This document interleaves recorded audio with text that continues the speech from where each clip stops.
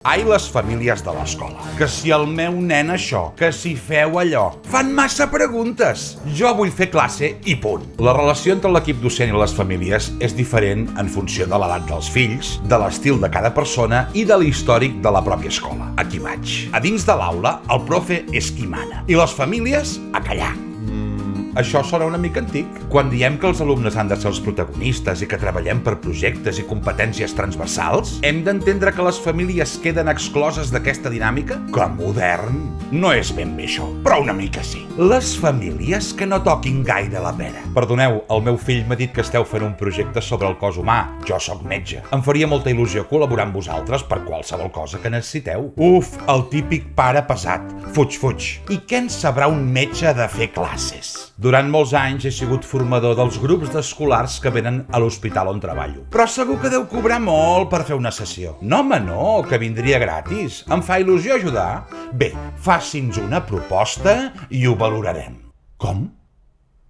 Això us ha passat? A mi sí, com a pare i com a profe. És una oportunitat o ens desencaixa els nostres plans? Per què no ho aprofitem? Entre les famílies dels alumnes tenim infinitat de professions, experteses, experiències, vivències. Són més que pares, mares, tiets o àvies dels alumnes. Són professionals i alguns molt experts en coses que nosaltres no. M'esteu dient que a l'escola batem el coneixement expert extern qualificat? No, de tant en tant venen experts de fora cobrant els que ens marquen els de dalt. És cert que a vegades no són gaire bons i que toquen temes que no tenen res a veure amb els projectes que estem fent. Però això és el que toca. Ah, molt bé, però està prohibit que la mare d'un alumne vingui a fer una sessió d'una cosa que ella domina, d'un projecte que esteu fent? No ho sé, suposo que no.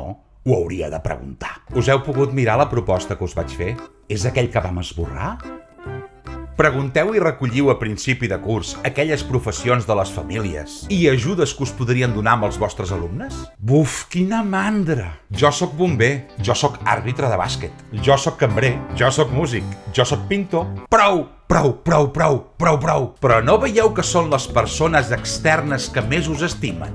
Ara que tinc els fills grans, us confessaré que fa més de 15 anys que m'ofereixo gratuïtament en 3 escoles diferents per fer alguna sessió d'aquelles coses que jo sé, fer vídeos, fer presentacions o altres propostes. No he obtingut mai resposta. Altres escoles em paguen perquè ho faci, però la dels meus fills no. Per alguna cosa serà. Però és que després veig els vídeos de merda que fan amb els alumnes i penso, per què? L'important és fer-ho. Estigui bé o no, però l'objectiu és fer un vídeo o aprofitar per aprendre a fer-lo. Això també ho veig a entitats de lleure, esplais, caus, casals. Tothom es queixa de que els hi falten recursos, però són incapaços de preguntar-ho a les famílies. Només demanen pasta i recursos materials i humans. Si voleu, puc venir a fer un taller de primers auxilis. Certament, amics docents, és complicat coordinar els horaris de l'escola amb gent de fora. Però que ens tanquem en banda i no aprofitem aquells recursos? No, ho entenc. Els posem un vídeo de primers auxilis de YouTube i avall? Ui, sí, quina vivència, com que mai veuen vídeos. I un taller sobre les drogues. Potser hi ha escoles que ho feu, però totes les que no, esteu desaprofitant recursos propers i de confiança. Sempre sou a temps a dir que no. No m'atabalis, que prou feina tenim. I sobre hàbits saludables? Però què ha passat aquest home? Us animo a tenir més en compte a les famílies.